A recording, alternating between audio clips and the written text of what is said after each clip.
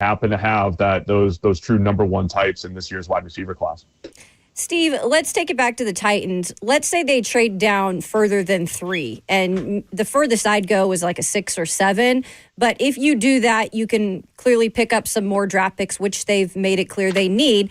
But I'm looking at edge Jalen Walker out of Georgia, and I know you have seen some film on him. What do you think about in terms of him being a starter and his upside?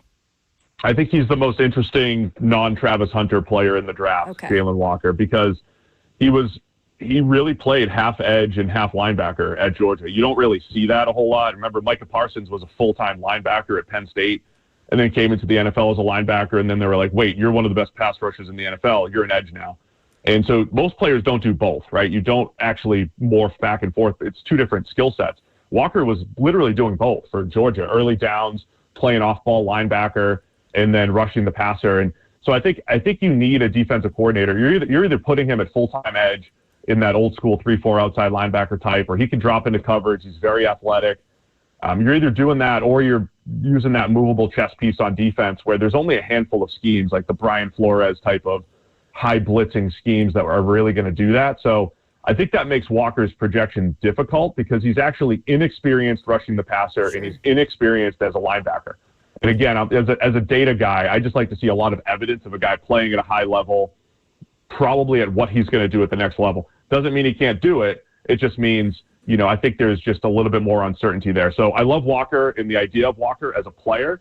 I don't know if I would love to be the team that picks him in the top 10, but he's got incredible potential. And I think, could be one of the better pass rushers in this draft. We just haven't seen a whole lot of those pure pass rush reps from him at Georgia.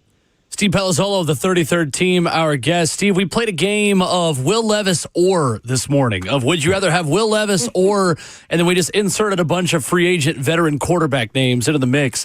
61% of our audience would rather have Aaron Rodgers than Will Levis at quarterback for the Titans next season. Do you think the Titans should be involved in the Aaron Rodgers sweepstakes? I don't. I mean, if they're truly trying to rebuild, I don't think that's the way to go. And as much as I keep saying I'm a data guy, Aaron Rodgers has me rethinking that because everything got worse with him as the starting quarterback of the Jets. And on the field, I mean, he throws the ball fine. Did he regress last year? Yeah. I mean, he looked a little bit worse physically, but it's not like he's cooked, right? Like when you saw Drew Brees at the end of his career, you were like, man, he can't throw the ball beyond 10 yards. He's done. Rodgers doesn't have that. But you just saw it was his offense that he brought in. His offense was terrible at creating easy throws, at actually scheming it up. It was a whole bunch of just, hey, one-on-one down the field, low percentage shots. And Rodgers is good at those, but that's not, you don't want to build your whole offense out of that. And he brought all his friends. He brought his offensive coordinator. The defense got worse. And I felt like I just wanted to blame him. Blame all of it on Rodgers, right? And that's not a data-driven approach, but there's probably something to that leadership and leading the team and carrying the team and setting the tone and how much power you have versus the coaches. Because say what you want about Tom Brady, Patrick Mahomes, those guys are coached, right? They fit with whatever, the leadership is doing, and then they elevate it.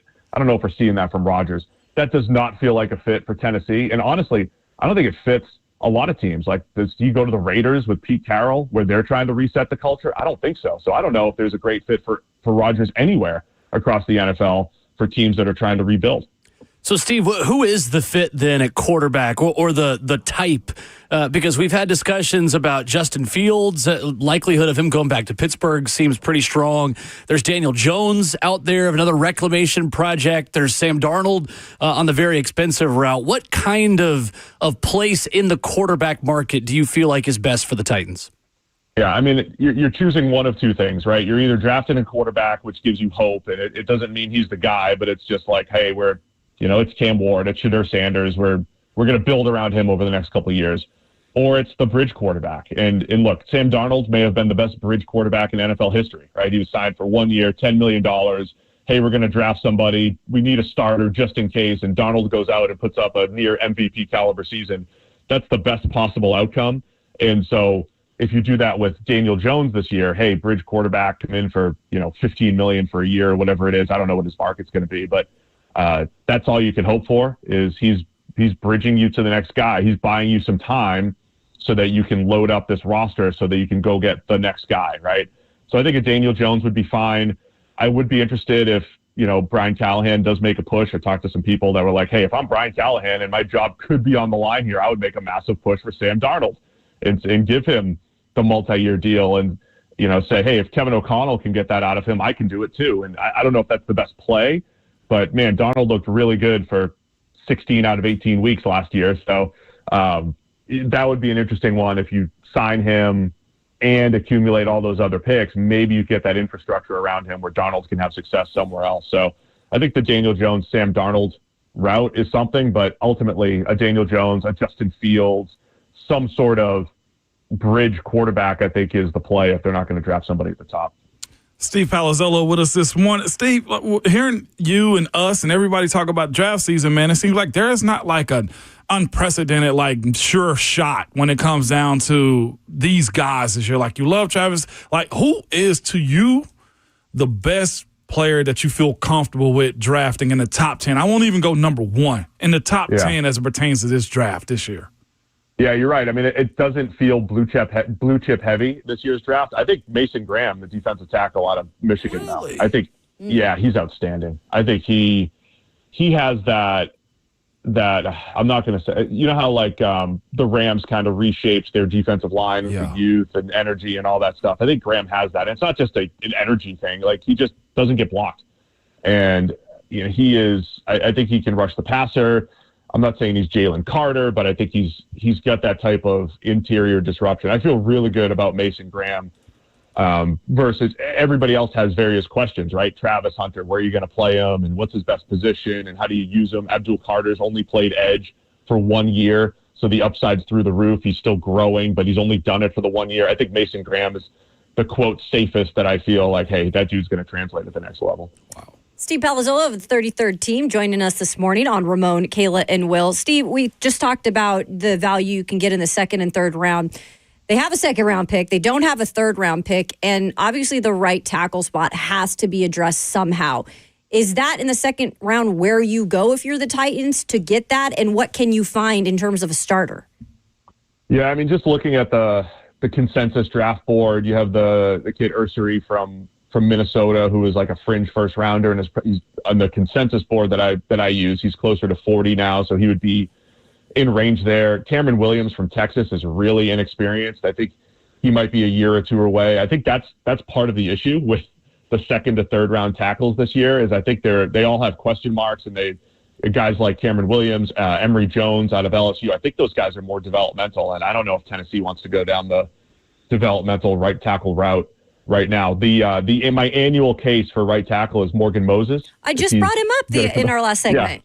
I mean, this is the thing. Every year I say, go sign Morgan Moses. The guy's dependable. He just started getting injured a little bit last year, but dependable. He's good, and you can't play whack-a-mole with the entire roster in an offseason, right? You can't solve every problem, so you have to find bridge quarterbacks or bridge right tackles. And I think Morgan Moses would go in there.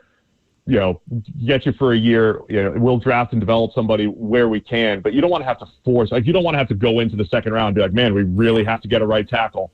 It's a terrible way to draft. So you got to fill those needs as much as you can in free agency. So I would try to stitch that together in free agency before getting into the draft. He is Steve Palazzolo of the 33rd team. Check the Mic with Steve and Sam, a must listen if you are a football fan, and if you are listening to the sound of our voice right now, of course you are a football fan. Also, quickly, Steve, how was New Orleans? How was the Super Bowl? And what do we need to do in Nashville to one-up them whenever we get it?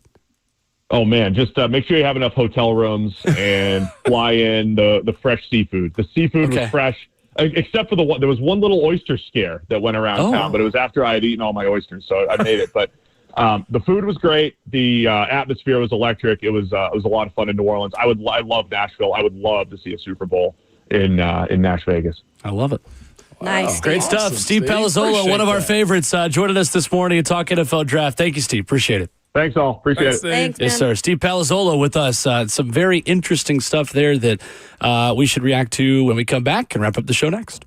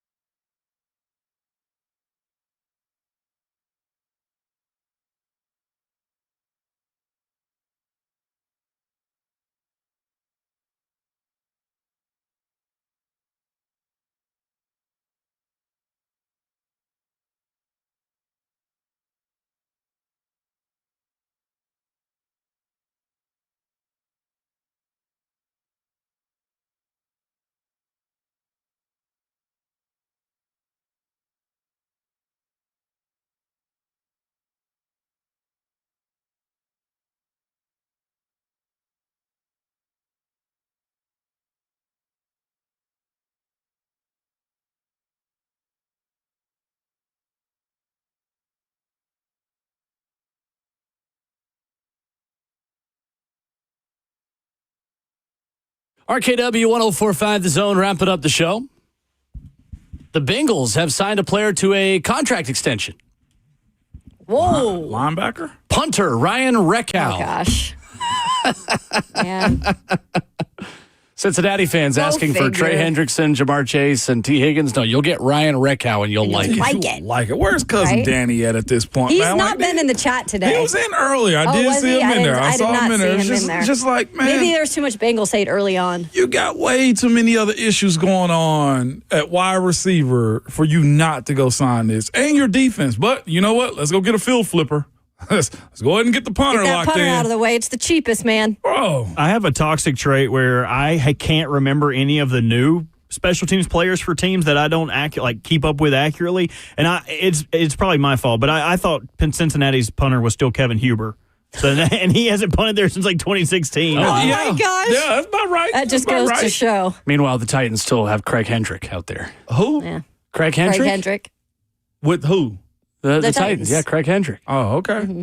All right. Craig Hendrick and Joe Nedney were a staple, and Al Del Greco before Joe They Nedney. always had special teams names, Greco I was feel solid. like. Okay, I remember his name. Other than those Funny few name. years when Vrabel cursed the kickers. The kicking carousel. We've had great special teamers. Rob Baronis, may he rest in peace. Yeah, Absolutely. absolutely. Absolute legend. Yep. Steve Palazzolo was great a few minutes ago. If you missed that, I know the YouTube stream was up and down. Bert has been spinning a lot of plates back there to get it back up and running.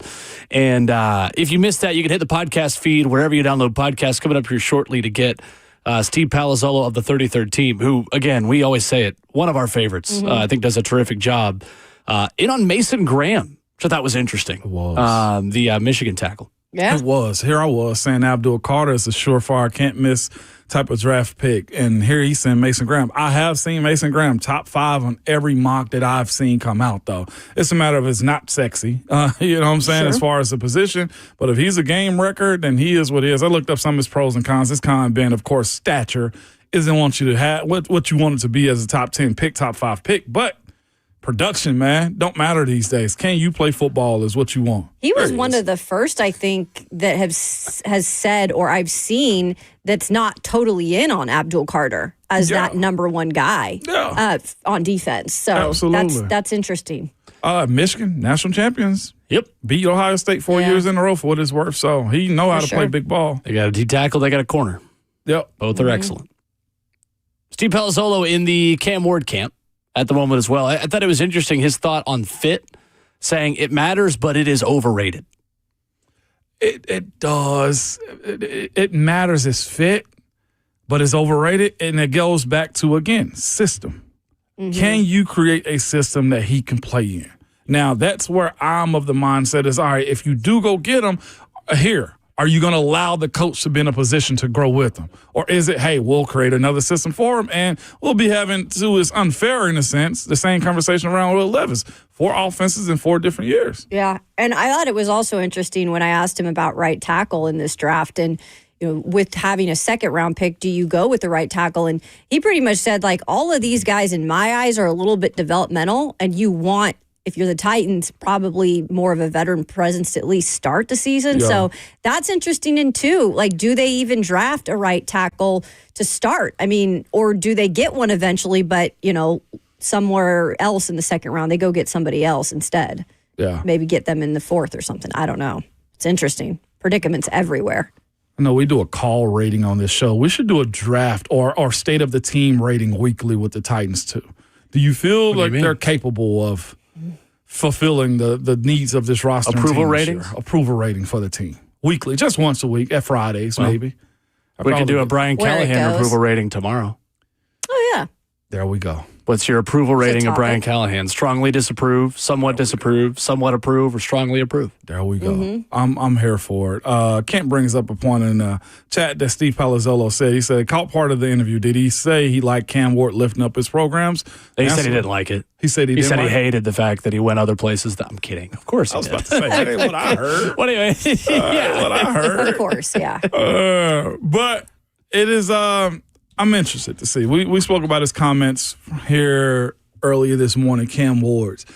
It's confident as hell. It's also cocky. You need a little bit of both of those things, too. Yeah.